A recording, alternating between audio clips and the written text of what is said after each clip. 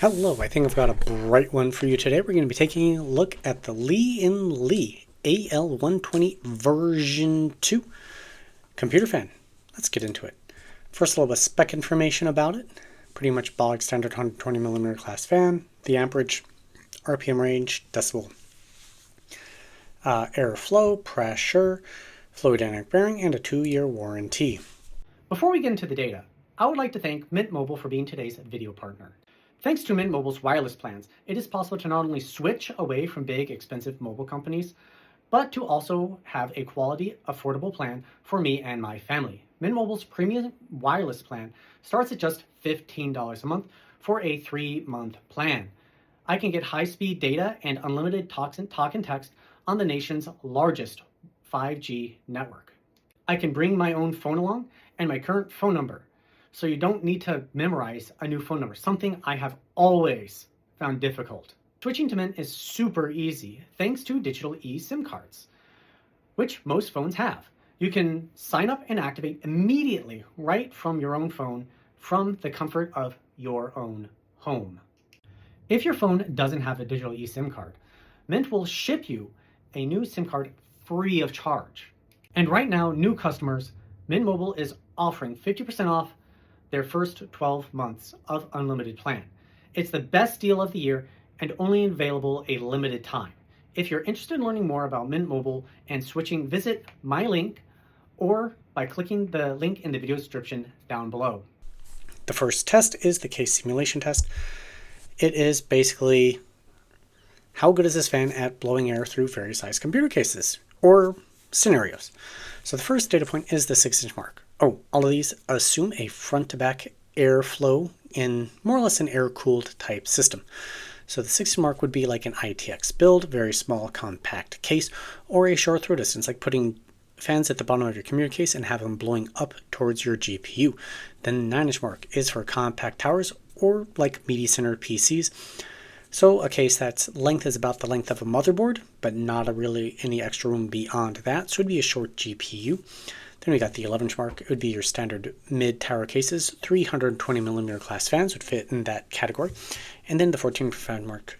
Truly large towers, something like the Fractal Design Torrent, holding 340mm class fans. So the first thing we need to do is take a look at my noise normalized results and compare it against something. Well, I have a control fan. It's based 3 parts A12X5 to 1 part A14. Created a blended 130mm class fan that I compare every single fan against. So depending on how close the fan is to it or over top of that fan, I considered it quite good to pretty terrible. And it's pretty apparent that in this test, the AL120 does not perform very well. It is too far off the beaten path of my control fan.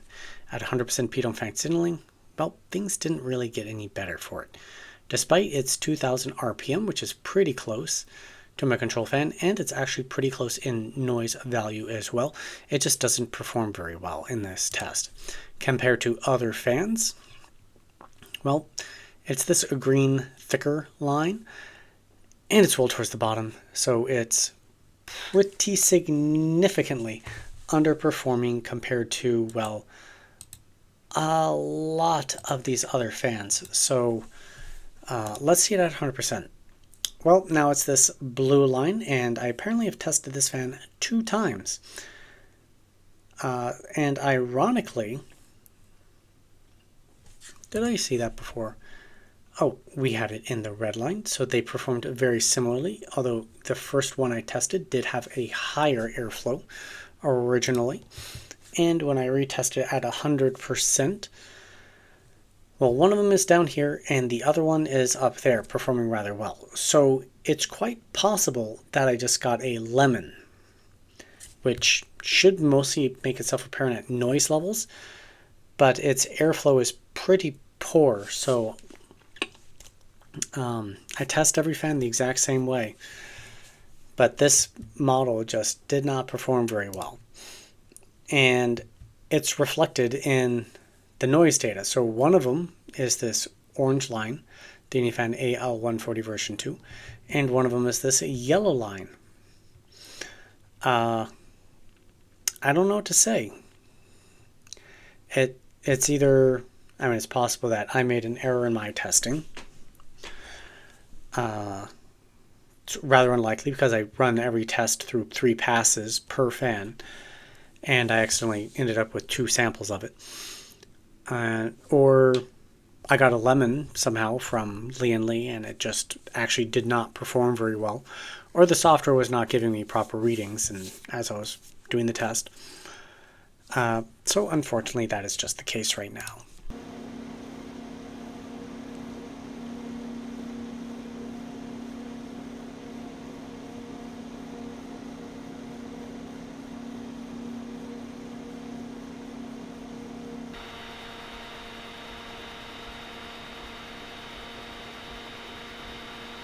So this does have Lian-Li's interlocking system. So you can notch in another fan and then they're all linked together off the same PWM fan header as well as RGB controller. So actually if you bought 3 of these, you could connect them all together and connect it through your motherboard rather than through Lian-Li software, or you can connect them all via Lian-Li software. Now I just so happen to be also taking a look at another Lian-Li fan at the moment. I wonder if they can interconnect with each other. Something tells me no. No. So this is actually one of my problems with Lian-Li, is that they almost purposely make it so each fan series, well these aren't RGB either, so maybe that's why, but they purposely make it so their fan series can't interlock with each other.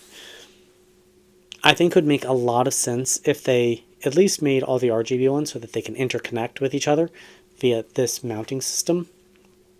And even non-RGB ones, I really think it could make a lot of sense. You just don't use the extra pads. So again, 1, 2, 3, 4, 1, 2, 3, 4, 5, 6. Did I count that? 1, 2, 3, 4, 5, 6. Yes, I counted that really fast. I was just listing off numbers. And you just don't use them for anything on like this one. It can't be that much more expensive in copper. That was just a quick tangent. And the frame is a nice square design, so when they interlock, if you have these hooked up to a radiator, the air isn't going to really seep up around it, and that means that, well, all the air that's being forced through it will be forced down through whatever you're doing, maximizing the amount of performance that the fan is able to deliver. The back of it looks very premium.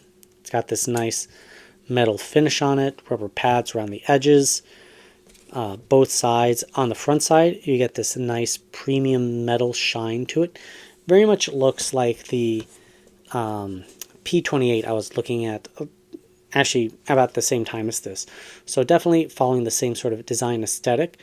So if, let's say, you didn't want to go full-blown RGB and you need extra performance, you could get the P28s and get a couple of these for the RGB bling you want wherever it needs to go. And so, where was I going with that? So they'd match the same sort of design aesthetic that's basically going on. It's lighter than the P28. Anyways, the blades design themselves are pretty much unremarkable. There's nice big gaps between each of the blades to allow for plenty of air to go through it. The blades designs are definitely mostly geared towards airflow, hence the name AL is their airflow series. I counted 8 LED RGBs. If you count a different number, the easiest way to do it is to try to basically get the camera so that it's focused in right on the light source so that you're not seeing much else. But the more LED lights, the better it is at color blending. So 8 is a good solid number. Cheaper ones tend to have 6. And then of course it has the lights around the edges here. So around the outside edge, it's a very, very subtle effect. And you'll get global illumination on both sides. And this is a very nice effect too. So both sides of it do look pretty. So that is one advantage with the Lian-Li fan. Let's go ahead and put it onto color mixing. Alright, there we are. Now all the lights can blend together and you can see how the color cycles look. So overall, it's not the most stunning Lian-Li fan. My personal favorite is the UniFan, basically just over the top, which I'm either a very subtle or over the top kind of person. I'm really not in between there. Performance with CPU cooler. Well, in the first graph here is airspeed versus RPM, it lines up fairly closely with my control fan. Actually, a little bit over top of it. In terms of noise versus that same airspeed, it performs right in line. So it clearly wasn't the noise level that we're seeing the errors in that earlier test, because it's rock solid looking going through the cooler. How does it rank? Well, we got the two different examples, one at 1 meter per second and one at 1.1 meter per second. Now that may not seem like a huge difference, but that amount of difference can equate to several watts of cooling depending on your cooling solution. There's that much variation in it, but they perform fairly close, which is a good sign that whatever was going on in the other test did not affect this one. And it's the same anemometer. Randomness. Maybe the gremlins in the test hardware jumped out at me. Anyways, 100% pitot fan signal, near an equivalent. Now, one of them got 21.4 decibels and the other one got 24.7. So that's a pretty significant noise difference. So there's some variation here from one fan to the next. And as far as it compares to other fans around it, well, it's right in line with other fans that spin about this RPM, so that's a good result. Its noise level is also a little bit on the quieter side, so again, a good result.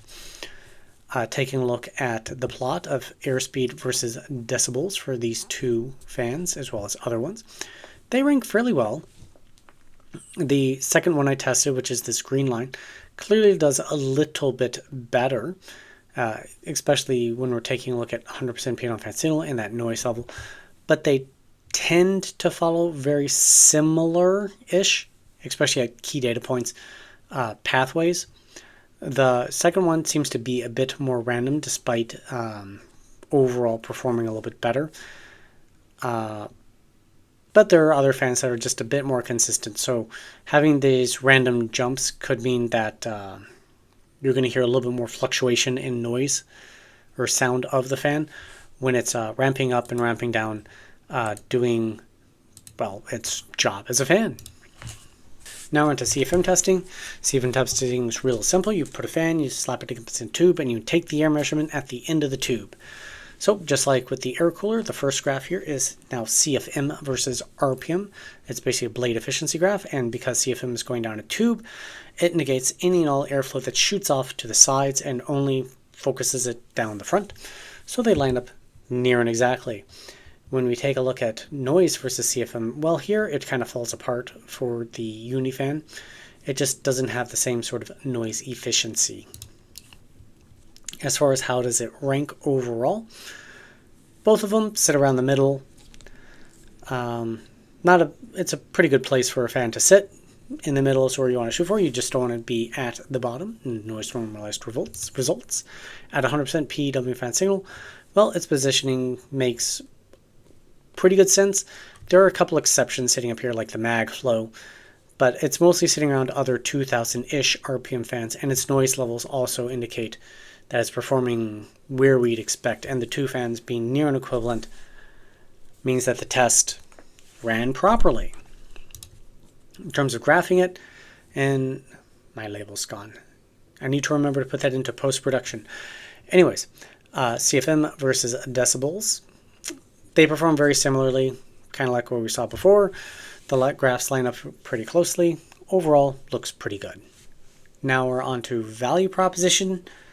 And the UniFan AL120s don't rank very well in this test. They are just too expensive of a fan. The fan itself is $28, which is fairly expensive for a PC fan.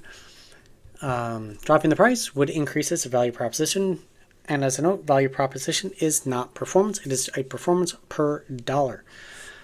So don't make that mistake thinking because a fan that is cheap enough, even if its performance is crap, is still going to rank well on this graph because it just doesn't take that into account. At the 11-inch mark, it's not a good value. Let's move on. CFM testing, it does okay. One of them does, the other one not as well. Below average, it's okay. So it does mean that you need to take into account whether you really think that the RGB on this fan is worth it for the price. Again, approximately $28 at time that I created this. Through the cooler, again, it's kind of okay.